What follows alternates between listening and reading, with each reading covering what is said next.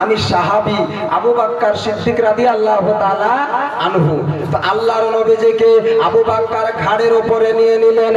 ঘাড়ের উপরে নেওয়ার পরে আবু বকর চলতে আছে রাস্তা দিয়ে।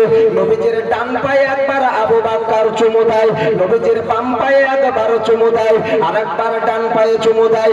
আবু বকর আবার বাম পায়ে চুমু দেয়। আবু বকর ওই টাইমে বললেন, ও জগতের মানুষেরা, ও আল্লাহর বান্দা বান্দিরা, তোমরা শোনো গো শোনো, আজকে তোমরা শুনে নাও।